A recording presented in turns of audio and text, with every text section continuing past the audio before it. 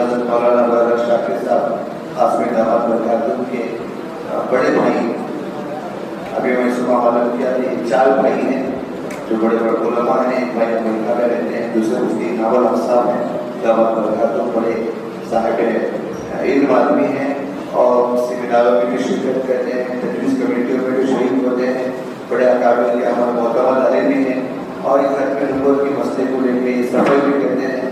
یہ مفتی ناول حق صاحب ہیں جو شریف بن حنیف کی پیشنٹ ہوئی ہے، اس کے بارے میں فہم کا جو عنوان ہے اس سلسلے میں ہمارے لوگ بتانے کے لیے.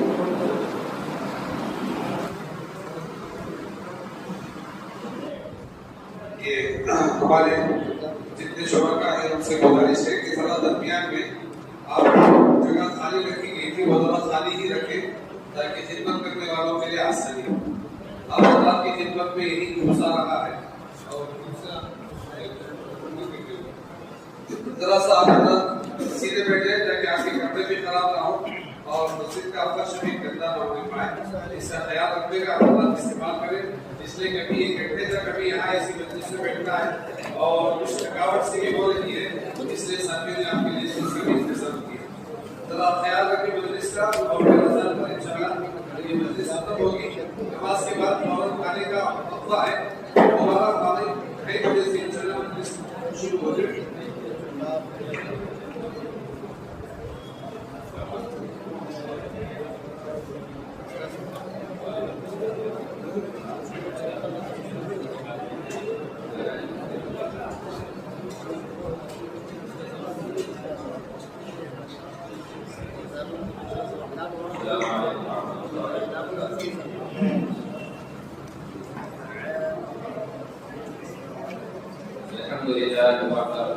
والسلام على من لا نبي بعد، أما بعد. أعوذ بالله السميع العليم من الشيطان الرجيم. بسم الله الرحمن الرحيم. الله ولي الذين آمنوا يخرجهم من الظلمات إلى النور والذين كفروا أولياؤهم الطاغوت يخرجونهم من النور إلى الظلمات أولئك أصحاب النار هم فيها خالدون.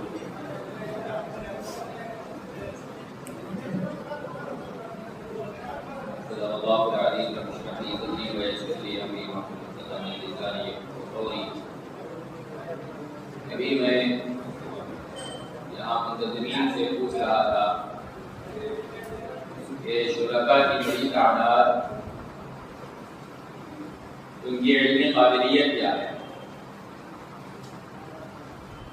تو مجھے بتایا گیا کہ اکثر حضرات علماء اصحاب علم ہے، مدارس دینیہ سے، درس نظامی سے، قرآن حدیث سے بہار اکثریت نے جو ہے وہ حاصل کی ہوئی. سوال سے میری غرض یہ تھی کہ میں کس انداز سے آپ حضرات کے سامنے اپنے معروضات رکھتے ہیں، کیونکہ جیسے شرکاء ہوتے ہیں اس نسق سے بات رکھنے سے بات مؤثر اور مفید رہتی ہے، اور اہل علم سے بات کرتے ہوئے بہت ہی زیادہ احتیاط محسوس کرنی پڑتی ہے. ممکن ہے بلکہ غالب امکان اسی بات کا ہے کہ آپ حضرات میں سے بہت سے اصحاب ایسے ہوں جو ہم سے زیادہ علم رکھتے ہیں اور کتابت کے فن میں ہم سے زیادہ ماہر ہوں، تدریس میں ہم سے زیادہ ماہر ہوں، اور باطل فکروں سے مقابلہ اور ان کا سامنا کرنے میں، ان سے بات کرنے میں، حق کا پیغام ان تک پہنچانے میں، ان کو حق کی طرف بلانے میں قوت استدلال آپ میں ہم سے زیادہ ہو. ابھی ایک نہج ہے کہ جو لوگ اسلام کے لیے اپنے آپ کو قائم کرتے ہیں اور چلت پھرت اپنی پڑھاتے ہیں، وہ حضرات جو ہے کیونکہ دلائل پر ایک طرح سے ممارست ہو جاتی ہے، تجربہ ہو جاتا ہے، تو ایسے کیمپوں میں ہم جیسے لوگوں کو آپ حضرات کے سامنے مذاکرہ کرنے کے لیے منتخب کر لیا جاتا ہے. اور جو دنیا کی بات ہے جو مجھے محسوس تھی، میں تو خیر اس میدان میدان کا زیادہ بڑا آدمی نہیں ہوں. مولانا ایوب صاحب آج کے ہمارے پاس مربی ہیں، مدرس ہیں، خطیب ہیں. مولانا عبدالرحمن شاہ قاسمی صاحب ہمارے آج کے مربی ہیں، اور بھی نشان صاحب ہیں. ان حضرات کے اس طرح کے کیمپوں میں بحیثیت خطیب اور مدرس اور مربی منتخب ہونے کی بنیادی وجہ ان کا وہ درد ہے، ان کی وہ تڑپ ہے جو انہیں مجبور کرتی ہے کہ اپنے مستقبل پہ رہنے کے بجائے امت کی اصلاح کے لیے اور ایسے پھیلنے والے فتنوں کے مقابلے کے لیے در در پھرتے رہتے ہیں.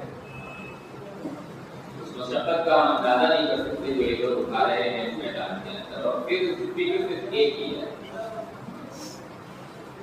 یہ جو فتنے ہیں جو امت کے نوجوانوں اور امت کے اصحاب کے ایمان کو خطرے میں ڈال رہے ہیں اور انہیں ایمان سے محروم کر رہے ہیں، اس سے ان کو بچا لیا جائے. اور یہ بہت بڑی تڑپ ہے، بہت بڑی تڑپ ہے. کئی مرتبہ محسوس ہوتا ہے کہ ہمارے شہر میں، ہمارے محلہ میں فتنہ موجود ہے. کچھ نوجوان جو اس فتنے سے متاثر ہیں اس فتنے کو پھیلا رہے ہیں. ہمارے پاس دلائل موجود ہیں، ہمارے اندر اس فتنے سے آگاہ کرنے کی اہلیت اور معمولی استعداد موجود ہے، لیکن چونکہ ہمیں بلایا نہیں جاتا تو ہم اپنی مسجد، اپنا مدرسہ، اپنے گھر سے نکل کر چند قدم طے کر کے اس فتنے کی سرکوبی کے لیے اپنا کچھ حصہ بنائیں گے. وہاں جانا ہم گوارا نہیں کرتے. لیکن کچھ اللہ کے بندے ایسے ہیں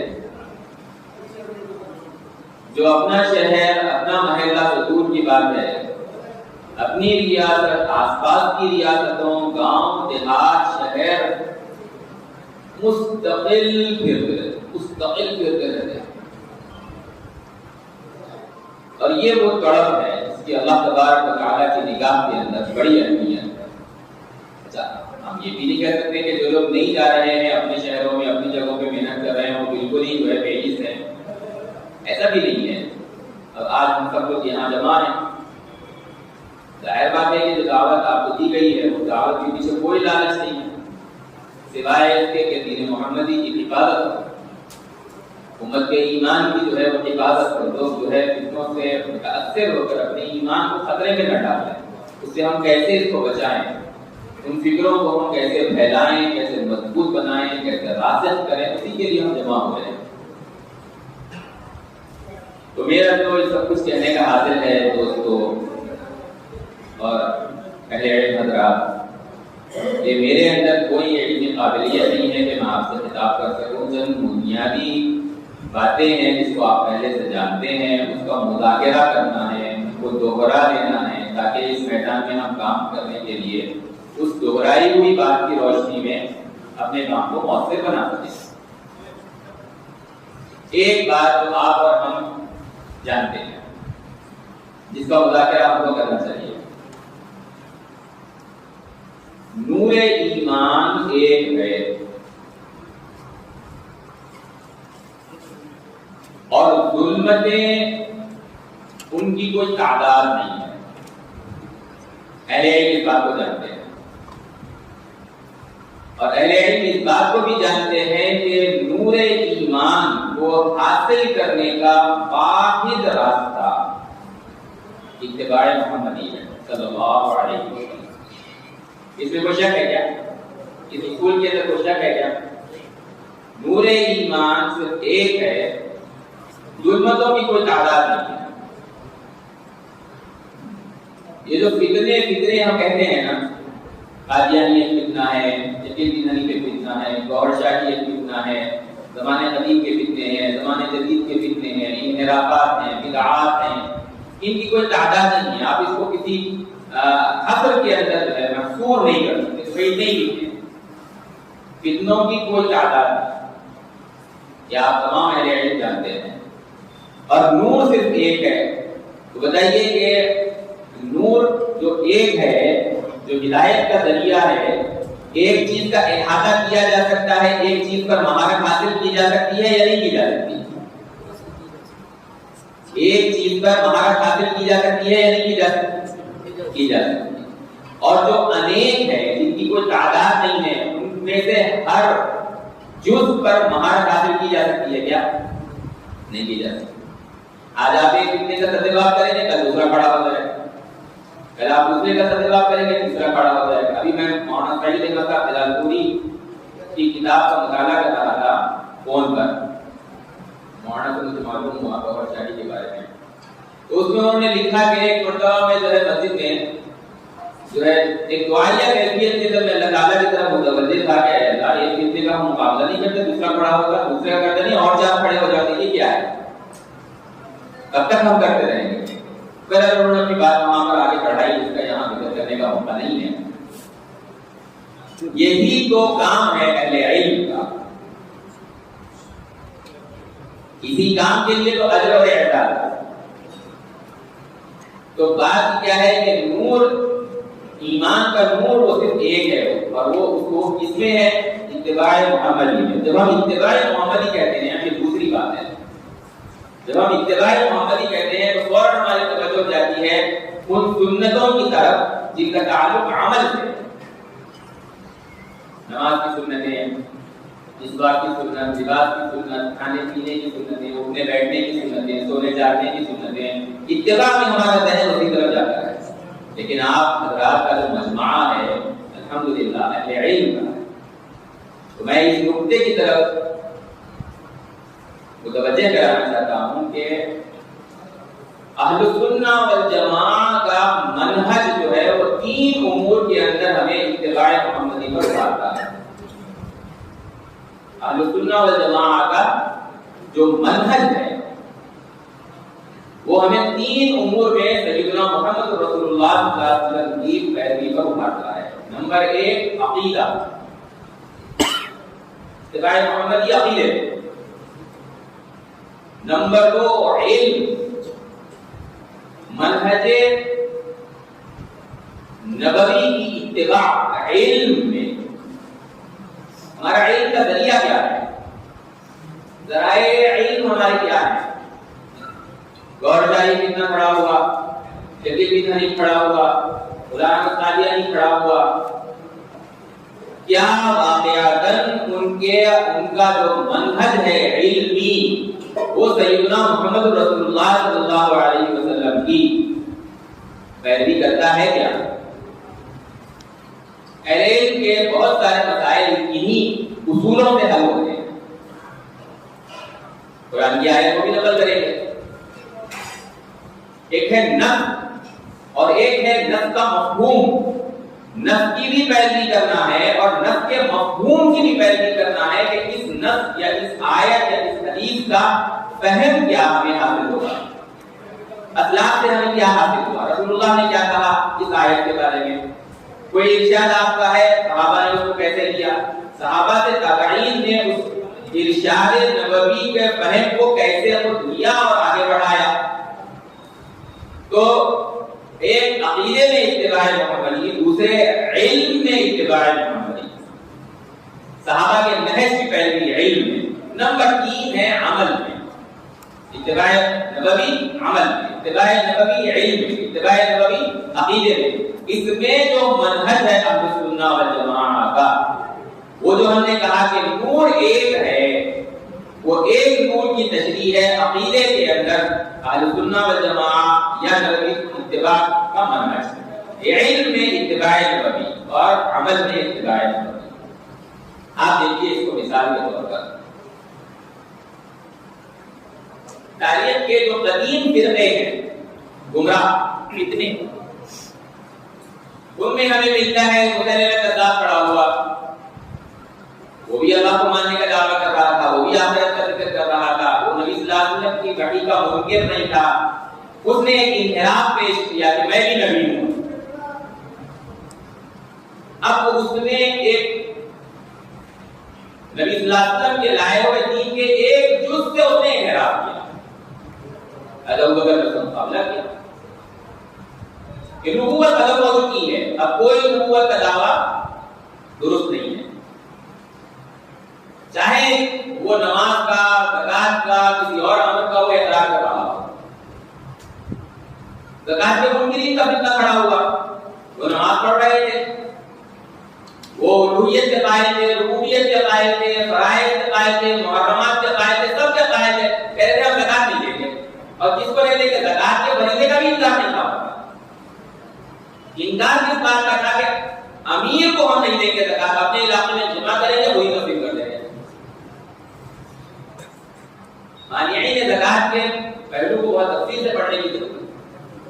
خوارج اٹھے، انہوں نے کہا مرتکب کبیرہ جو ہے وہ خارج اسلام ہے، ساری باتوں کو مان رہے ہیں، یہ ایک بات انہوں نے نہیں مانی، کہا کہ نہیں، مرتکب کبیرہ مومن ہے، سیدنا محمد رسول اللہ صلی اللہ علیہ وسلم کی اتباع کرنا اگر ہے تو مرتکب کبیرہ کو مومن ماننا پڑے گا۔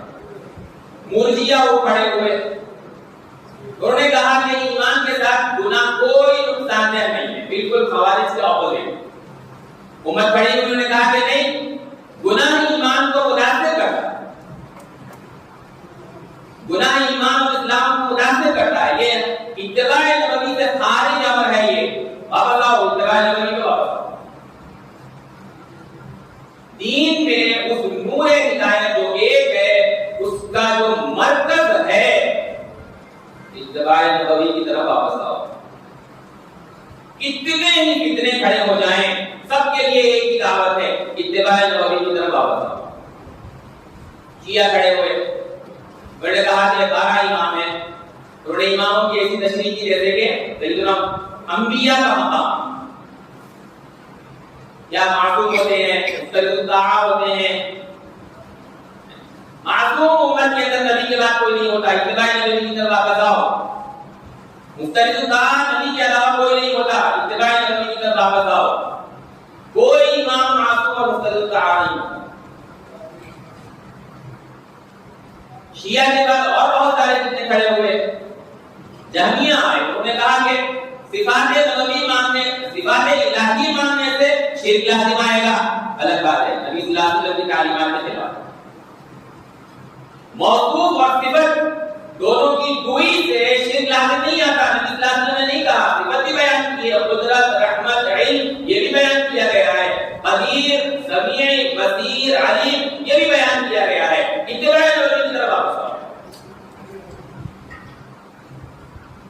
جہمیہ کھڑے، قدریہ وہ کھڑے ہوئے اور جبریہ ہے، دونوں ایک دوسرے کے اپوزٹ تھے۔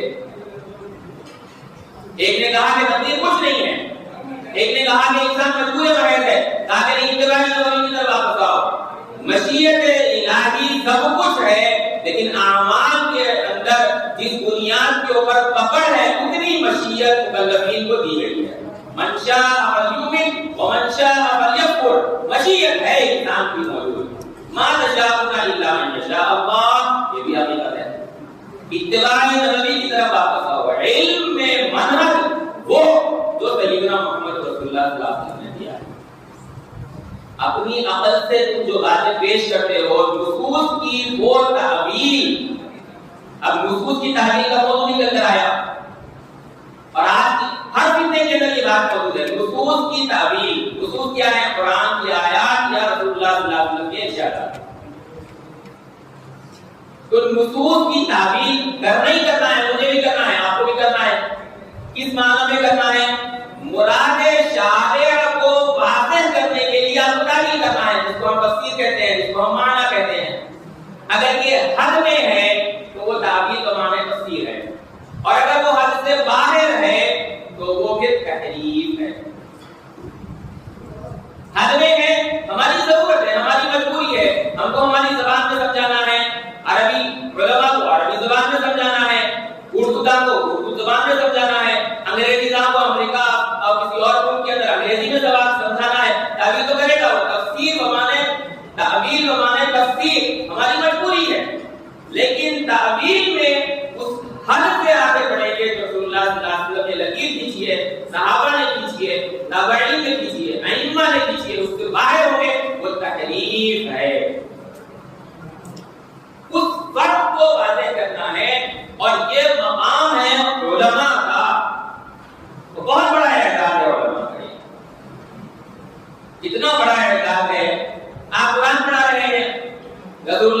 وسلم نے اعزاز کیا من تعلم القرآن وعلمہ خیرکم. یہ ایوارڈ دیے جاتے ہیں آج کل. بیسٹ ٹیچر ایوارڈ ہے, بیسٹ انجینئر ایوارڈ ہے, اور اسی طریقے سے جو ہے بیسٹ بزنس مین کا ایوارڈ ہے, فلم انڈسٹریز کی ایوارڈ ہے. بہت اچھا ڈائریکٹر ہے, بہت اچھا ایکٹر ہے, بہت اچھا موسیقار ہے, وغیرہ وغیرہ وغیرہ. ایک ایوارڈ دیا گیا ہے سیدنا محمد رسول اللہ صلی اللہ علیہ وسلم کی جانب, اور وہ دیا گیا ہے ہر مسجد کے اندر بیٹھا ہوا ایک شخص جو اپنے بچوں کو قرآن پڑھا رہا ہے, مدرسے میں بیٹھا ہوا استاد سے قرآن پڑھا رہا ہے. خیرکم من تعلم القرآن وعلمہ. آپ لازم نے ایوارڈ دیا, یہاں دیا. یہ ایوارڈ آخرت کے اندر آیا ہوگا, مزید واضح ہوگا. ایک اعزاز ہے جو رسول اللہ صلی اللہ علیہ وسلم نے دیا کہ محاکم شریعہ میں بیٹھے ہوئے اور لوگوں کے درمیان جھگڑوں کو جو ہے وہ سلجھا رہے ہو. کہا کہ یہ یعنی نوافل عبادات سے کہیں زیادہ افضل چیز ہے. ایک ایوارڈ ہے اللہ نے دیا ہوا, ایک ایوارڈ ہے یحمل ھذا العلم من کل خلف عدول. کیا فرمایا اس میں ينفون عنه تحریف الضالین وانتحال المبطلین وتأویل الجاہلین. کتنا بڑا ہے تھا کہ اپنے پہلوں سے جو اس خیر کے حامل ہیں ان سے یہ بعد والے علم کو حاصل کر رہے ہیں, عدول صفت والے مضبوط علم کو حاصل کر رہے ہیں. اس علم وہ جس کا سلسلہ سیدنا محمد رسول اللہ صلی اللہ علیہ وسلم سے شروع ہوا, صحابہ نے حاصل کیا, تابعین نے حاصل کیا, ایمان نے حاصل کیا, صلاحات میں چلا رہا ہے, قیامت تک جائے گا. اور کیا کریں گے یہ دین کے اندر ہر دور میں غلو کرنے والے پیدا ہو جاتے ہیں. علی مقام الوہیت تک پہنچا دیا, مقام نبوت تک پہنچا دیا, ائمہ کو مقام نبوت تک پہنچا دیا. اس غلو کو ختم کرنا, واپس آؤ, واپس آؤ, اتباع نبوی کی طرف واپس آؤ. یہ غلو کی گنجائش نہیں. جیسے کہ غلو میں مولانا نے فرمایا کہ حضرت عیسیٰ کو الوہیت تک پہنچا دیا, دین ہی کے پیروکار نہیں کرتے. اس غلو سے ہٹا کر اتباع کی طرف واپس اور جھوٹی باتیں دین کے اندر پیدا کرنا. اب اس کی بہت ساری شکلیں ہو سکتی ہیں. ختم کرو, یہ جھوٹ نہیں ہے, قرآن میں نہیں ہے, سنت میں نہیں ہے, صحابہ سے منقول نہیں ہے, ائمہ سے نہیں ہے, تابعین سے نہیں ہے. علم کا جو منہج ہے ہمارا اس میں کہیں نہیں ہے, نہ نصوص میں ہے نہ ان کی تفسیر میں ہے.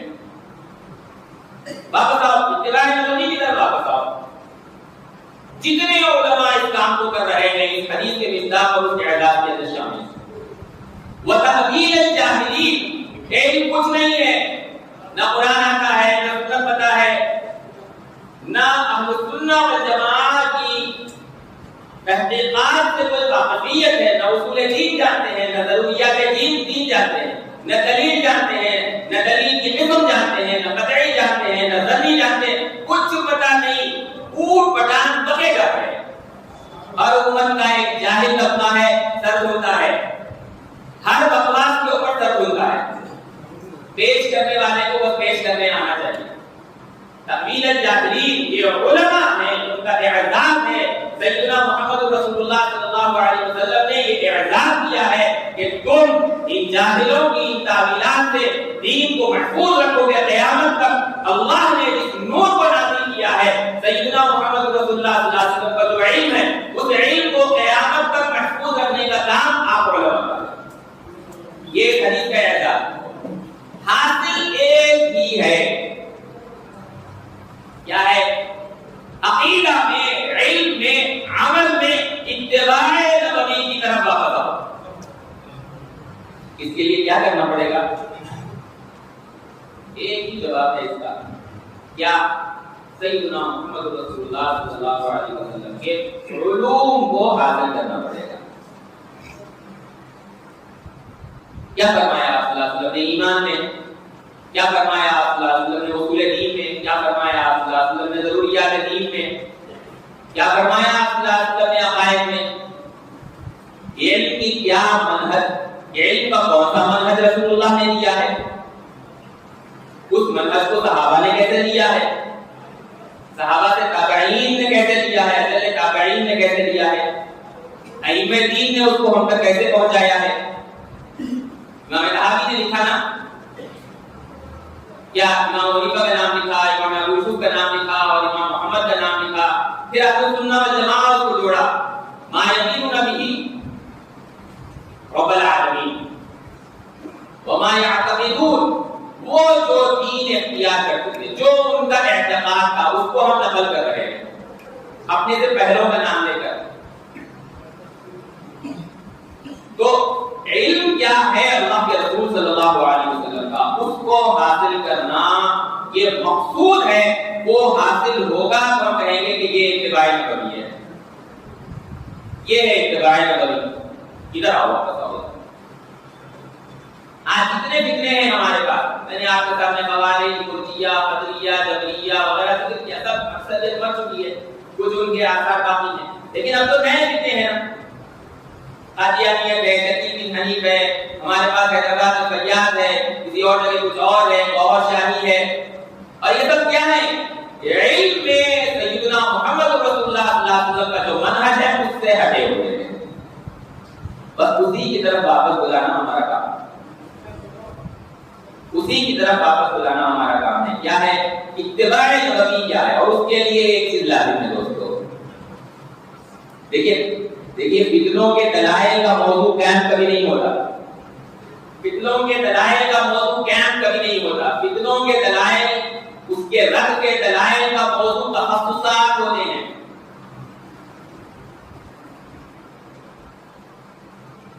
تخصص کی دعویٰ ہے، تخصص فقہ ہے، کیونکہ فقہ کے اندر جو ہے آپ دیکھیے موجودہ دور میں جو جدید اردو کے فتاویٰ لکھے گئے ہیں ان کا پہلا موضوع ہے کتاب الایمان۔ اردو کے پرانے قدیم فقہ کی کتابیں شروع ہوتی ہیں کتاب الطہارت سے، لیکن جدید فتاویٰ دیکھو کوئی فتوے کی کتاب کو آپ اٹھا کر دیکھتے ہیں وہاں پر کتاب الایمان سب سے پہلے، تو فقہ کا موضوع بھی ہے اور تخصص کی دعویٰ کا ہی موضوع ہے، وہاں پر آپ دلائل پر تفصیل سے بات کریں گے، یہاں پر صرف اشارات میں ہم بات کر سکتے ہیں۔ آپ اہل علم ہیں، ہم آپ کو دلائل کی تفصیلات مکمل فراہم نہیں کر سکتے، ہم مذاکرہ کر سکتے ہیں۔ دیکھیے ایک بات بہت اچھی طرح سے ہمیں ذہن نشین کرنا چاہیے، شکیل بن حنیف یا کوئی فتنہ ہو، یہ جب کھڑا ہوتا ہے دو باتیں ذہن رکھنا ہے، ہر فتنے میں آپ کو دکھائی دے گا، ان کی کتابیں اٹھا کر دیکھیے آپ قرآن مجید کیا ہے وہاں پر قادیانی کیا قرآن مجید کیا ہے نہیں لکھتے، حدیث نبوی نہیں لکھی اپنی کتابوں میں، نقطۂ اختلاف کیا ہے؟ فیاض کا فتنہ ہے، شکیل کا فتنہ ہے، گوہر شاہیوں کا ہے، یا دیگر اور فتنے ہیں جس کو آپ فتنہ قرار دیتے ہیں، نقطۂ اختلاف کیا ہے؟ نصوص کا وہ فہم تعبیر ہے یا تحریف ہے، بس یہ نقطۂ اختلاف۔ نصوص کا فہم جس کو فہم کے نام پر وہ پیش کر رہے ہیں وہ تعبیر بمعنی تفسیر ہے یا وہ تحریف ہے۔ مجھے صرف چونکہ اس نقطے کو واضح کرنا تھا تو میں نے یہ تمیز دی ہے۔ جتنے فتنے ہیں نصوص میں تعبیر بمعنی تحریف کرتے ہیں اور وہ علمی منہج جو رسول اللہ نے دیا ہے اسے ہٹاتے ہیں، اس کے بغیر کوئی بات نہیں ہے۔ شکیل نے دعویٰ کیا، کیوں کیا ہمیں اس بحث میں جانے کی ضرورت نہیں ہے، ابھی اس کا حال جو ہے وہ دل جانتا ہے، اللہ جانتا ہے، کیونکہ بعض فتنے ایسے ہیں جو دنیا کے لالچ میں، ثمن قلیل میں، متاع غرور کے لیے جو ہے دنیا حاصل کرنے کے لیے، لیکن یہاں کچھ اور دکھائی دیتا ہے، ہم اس موضوع سے نہیں جا رہے، وہ موضوع ہی نہیں ہے ہمارا۔ کیوں اس نے مہدی ہونے کا دعویٰ کیا جبکہ کوئی علامت اس کے اندر موجود نہیں ہے؟ رسول اللہ صلی اللہ علیہ وسلم نے فرمایا نام کے بارے میں، نام اس کا وہ نہیں ہے تو آپ صلی اللہ علیہ وسلم نے پیشین گوئی فرمایا کہ مہدی جو ہے وہ حجاز کے اطراف میں گھوم رہے ہیں، مکہ ہے، مدینہ ہے، کوئی بیت المقدس کا بھی ذکر ہے، اس سے باہر روایات کے اندر ہاں خراسان سے جو سیاہ جھنڈے والے آ رہے ہیں ان کے ساتھ بھی ان کا ذکر ہے، لیکن کہیں ہندوستان کا ذکر نہیں ہے مہدی کے معاملے میں، لیکن دھڑلے سے وہ جو ہے دعویٰ کر رہا ہے میں مہدی ہوں۔ ان کے کام بیت کا ہوگی، حدیث میں صحیح طور پر موجود ہے کہ جو ہے بتا کی ہوگی، یہاں چھپتے چھپاتے کسی جو ہے وہ بڑے گاؤں کے اندر اورنگ کے اندر اور کسی اور جگہ کے اوپر وہ بیعت لے رہا ہے اور امت کے کچھ نادان ہیں جو پلٹ کے پوچھتے تک نہیں ہے کہ یہ بیعت کہاں لے رہے ہو. رسول اللہ تو یہ فرمایا ہے تو کیا کر رہا ہے وہ نفس کے مضمون کو اس کا فہم بدل رہا ہے. بس اس پر گرفت مضبوط ہونی چاہیے اہل علم. یہ نفس ہے, اس کو پکڑنے کی ضرورت ہے. نفس کا فہم تم نہیں بدل سکتے. اگر تم بدلتے ہو تو تم مہدی کو بہت دور کی چیز ہے. رسول اللہ صلی اللہ علیہ وسلم کی شان میں گستاخی کرنے والا اور کوئی گستاخ رسول مہدی کو کیا مومن بھی نہیں دیتا. تم مومن بھی نہیں ہو اور تم مہدی ہونے میں مدعی ہو تو رسول اللہ صلی اللہ علیہ وسلم کی شان میں گستاخی کر رہے ہو. دیکھو آپ اللہ علیہ وسلم نے فرمایا, آپ جانتے ہیں بہت اچھی طریقے سے کہ قرآن میں موجود ہے, آپ بعض علماء نے پیشن گوئی نبی کرتے ہیں کہ واقعہ پیش نہیں آیا ایسے پیش آئے گا. پیشن گوئی اتنا ہی ہے نا, ایک واقعہ پیش نہیں آیا اور پہلے سے اس کی خبر دے دی جائے ایسا پیش آئے گا, یہ پیش گوئی ہے. یہ غیب کے علم کی بنیاد پر ہوتا ہے جو اللہ تبارک و تعالی ذالک من انباء الغیب نوحیہ الیک. انبیاء کے پاس غیب کا علم ہوتا ہے کیا؟ اب دوسرا موضوع چڑھ جائے گا. انباء الغیب ہوتے ہیں, یہ علم غیب اور انباء الغیب بنتے ہی فرق ہے. ذالک من انباء الغیب نوحیہ الیک. کسرا جو ہے اس زمانے کے اندر بہت طاقتور تھا اور روم کے بعض علاقوں کے اوپر وہ حملہ آور ہوا اور اس نے روم سے ہرم سے وہ علاقے چھین لیے. جیسے اس وقت جو ہے رشیا چھین رہا ہے یوکرین سے, کئی شہروں کو اس نے اپنے قبضے میں کر لیا. اب اگر کوئی کھڑا ہو اور کہے کہ زیلنسکی اور جو ہے وہ یوکرین وہ رشیا سے اگلے 9 سال کے اندر اپنے علاقے واپس لے لے گا, میں سمجھانے کے لیے یہ تعبیر استعمال کر رہا ہوں.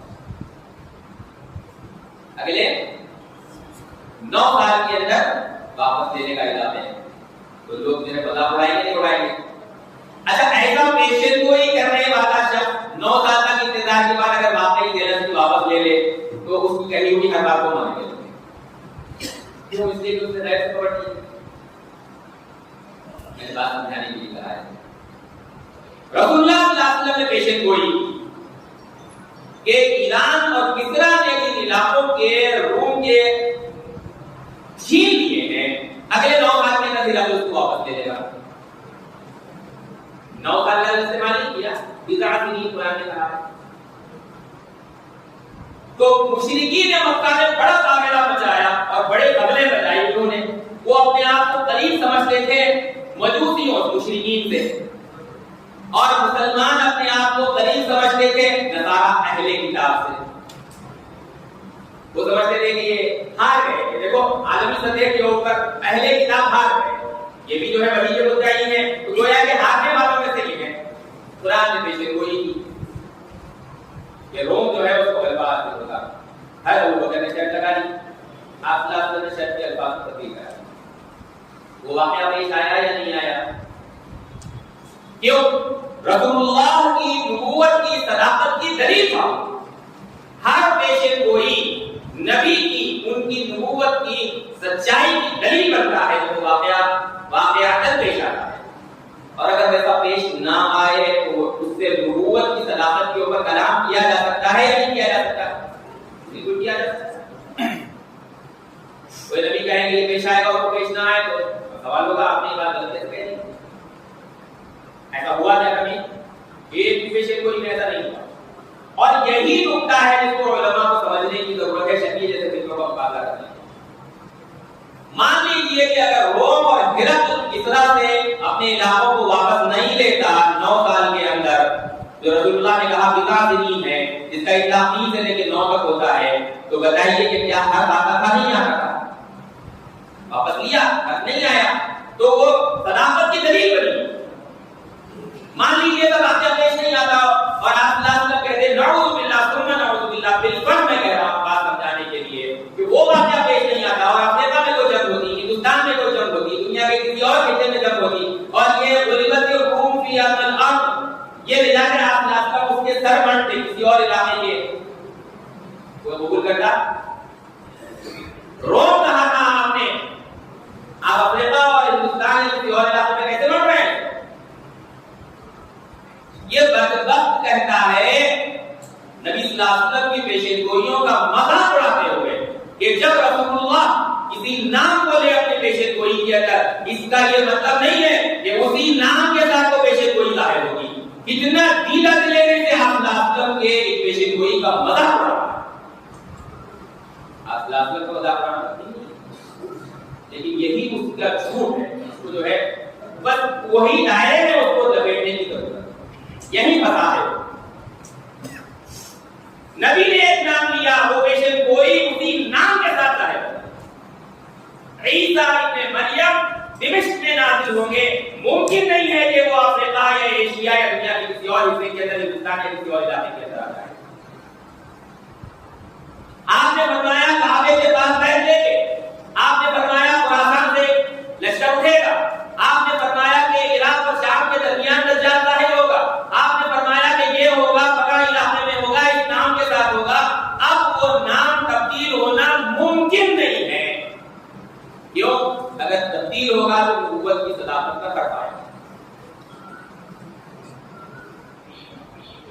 صلی اللہ علیہ وسلم نے فرمایا عرب کے حاکم ہوں گے، عرب قوم اور علاقہ دنیا میں معروف ہیں، اب مہدی ظاہر ہو اور عرب کے حاکم نہ ہو ممکن نہیں ہے۔ اتباع نبی کی طرف واپس آؤ، رسول نے جو کہا وہ ہوگا، تو کہتا ہے میں نہیں ہے، یہ کر کے دکھا۔ خراسان سے رعیت السود ظاہر ہوں گے، ان کے اندر خلیفۃ اللہ مہدی ہوں گے، جب دیکھو گے وہ تم سے ایسا قتال کر رہے ہیں جس کی ماضی میں کبھی کوئی مثال موجود نہیں ہے، اب تلاش کرنا پڑے گا کہ عربوں سے کوئی قتال ہوا ہے کیا، کس نے کیا،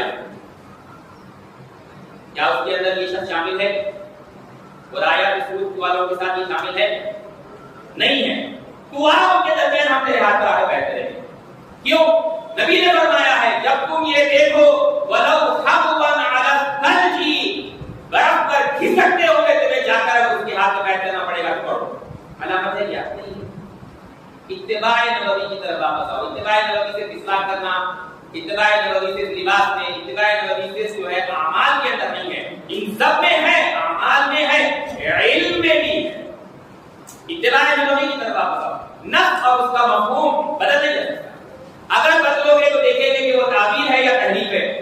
اگر مان لیا جائے رسول اللہ صلی اللہ علیہ وسلم نے ہر مہدی کے بارے میں 10 پیشین گوئیاں کی ہیں، فرض کر لیجیے، میں یہ بول کر بات کر دوں گا کہ اور کچھ ہمارے علماء کے پروگرام ہیں۔ رسول اللہ صلی اللہ علیہ وسلم نے اگر مان لیجیے 10 پیشین گوئیاں کی ہیں، دیکھ لیجیے، ایک پیشین گوئی ہے نام کے بارے میں، ایک پیشین گوئی ہے نسب کے بارے میں، ایک پیشین گوئی ہے علاقے کے بارے میں، ہے نا، ایک پیشین گوئی ہے کارناموں کے بارے میں، پھر دوہراؤ، نام کے بارے میں ایک پیشین گوئی ہے، نسب کے بارے میں ایک پیشین گوئی ہے۔ نام کیا ہے؟ اسمہ بھی اسمی، بھائی اسمہ ابی بھی اسمی ابی۔ نسب کیا ہے؟ من ولد فاطمہ، حضرت علی حسن کی طرف اشارہ کرتے ہیں کہ ان کی اولاد سے نسب ہو گیا۔ بیت کہاں لیں گے؟ مکے میں کعبہ کے پاس،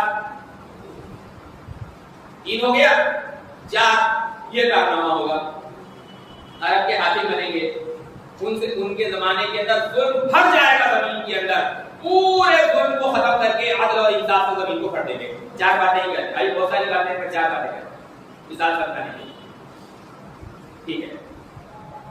اب کوئی شخص مہدی ہونے کا دعویٰ کرتا ہے، آپ کیا کہیں گے اسے؟ نمبر 1 پر وہ اس کے اوپر نام ہے کہ تمہارا، انہیں اس کا یہ مفہوم ہے، کیا کر رہے ہو؟ تعبیر کر رہے ہو، تحریر کی تحریر کرتے ہیں، تعبیر نہ کی جھوٹے ہیں، سمجھیے اس بات۔ نام ہے کہ تمہارا، وہ تعبیر کر رہے ہیں۔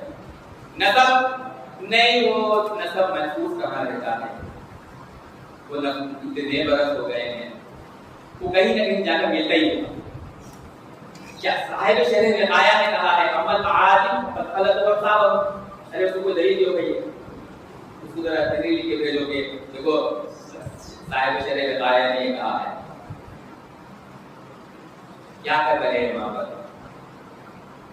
دوسری علامت رسول اللہ نے بتائی، اس میں بھی تعبیر کر رہا ہے. تیسری مکہ میں بیعت ہوگی، وہاں کیا ہے؟ تعبیر وہاں پر. چوتھی بات مثال کے طور پہ عرب کے حاکم ہوں گے، اس کا کیا مطلب ہے؟ اس کا مفہوم یہ نہیں ہے، یعنی تم رسول اللہ نے جتنی علامتیں بتائی ہیں ان سب میں کیا کر رہے ہو؟ تعبیر کر رہے ہو. کوئی ایک بھی ایسی پیشن کوئی ہے جو رسول اللہ نے بتائی ہے اور بغیر تعبیر کے تم کہہ سکتے ہو کہ دیکھو یہ میرے اندر جمع ہو رہی ہے؟ ایک بھی نہیں ہے. اتباع نبی کی طرف واپس آؤ، علم میں یہ دعوت ہے ہماری. اس کے لیے میں نے کتنی دیر 40 منٹ بات کیا تھا. آپ کو یہ 40 منٹ کی تفسیر یاد رہنے کی ضرورت ہوگی جن میں اہلیت نہیں ہے، اور جن میں مجھ سے زیادہ اہلیت ہے اپنے دماغ میں خود ہیں اور ماشاءاللہ پڑھے شعلہ بیان مختلف ہیں، ان کو یہ 40 منٹ کے نکال دیا کرنے کی ضرورت نہیں ہے. کیا کرنے کی ضرورت ہے؟ مولانا عبداللہ قاسم شاکر صاحب نے ایک جگہ جمع کر کیا ہے. آپ میں بہت زیادہ اہلیت ہے، آپ حدیث کی کتابیں کتاب الفطر سے نکالیے، امام مہدی کے علامات سے نکالیے، بس 2 صفحے کے اندر وہ علامات آپ کے سامنے جمع ہو جائیں. اس کے علاوہ کچھ نہیں کرنا ہے. ایک ایک حدیث یہ جتنا ہمارے درمیان آتا ہے. پیشے گوئی کا فہم کیا ہے؟ اتنا سمجھ لیجیے آپ. پیشے گوئی کا فہم ہے بغیر تعبیر کے رسول اللہ صلی اللہ علیہ وسلم کا کہا جیسے آپ نے کہا ویسا پورا ہوگا تو وہ محمود آیا. اگر ویسا نہیں پورا ہو رہا ہے، یہ تعبیر تحریف کے دائرے میں ہے، قابل رد ہے. ایک عام مومن جو اس سے متاثر ہوتا ہے اس سے بس ایک سوال کرنا ہے کہ تو کیا رسول اللہ سیدنا محمد رسول اللہ صلی اللہ علیہ وسلم کی اتباع کر رہا ہے یا آپ کی پیشن گوئیوں سے انحراف کر رہا ہے؟ تو بہت بس اتنا ہی سوال کرنا. یہ چیز کھول یہ چیز واضح ہے. اتباع نبوی ہے یا انحراف نبوی ہے، بس اتنا بات کر لیں. اور جمعہ کے خطبوں میں بھی ہمیں یہی کرنا ہے کہ دیکھو یہ رسول اللہ کی طرف سے پیشن گوئی ہے. بے غبار رسول اللہ صلی اللہ علیہ وسلم کی کوئی پیشن گوئی کیا امت کے لیے کوئی ہے کیا؟ کوئی سمجھتے نا QUIZ کوئی کیا کہتے ہیں اس میں؟ سیرت نبوی کی کوئی بدر کب ہوا، احد کب ہوا، صلح حدیبیہ کب ہوئی، فتح مکہ کب ہوا، کون شہید ہوئے احد میں، بدر میں وہ محدود تعداد شہید ہوئی، کون ہوئے شہید؟ یہ کوئی ہے نہیں. یا رسول اللہ کی پیشن گوئی یا کوئی ہے امت کے لیے؟ کہتا ہے کہ راز ہوتا ہے پیشن گوئیوں میں. رسول اللہ کی پیشن گوئیاں امت کے لیے شفقت اور رحمت کے طور پر ہے. اگر یہ واقعات پیش آ جائیں، امت ان تعلیمات کی روشنی میں اپنے لیے ہدایت تلاش کرے. اس موضوع پر دجال کے موضوع پر انشاءاللہ میں اپنی بات کو آگے اور بڑھاؤں گا. اقول قولی ھذا استغفر اللہ لی ولکم ولسائر المسلمین.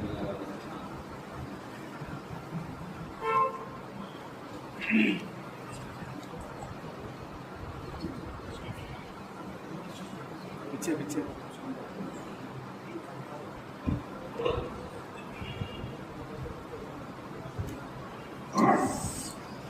جزاکم اللہ خیر احسن الجزاء.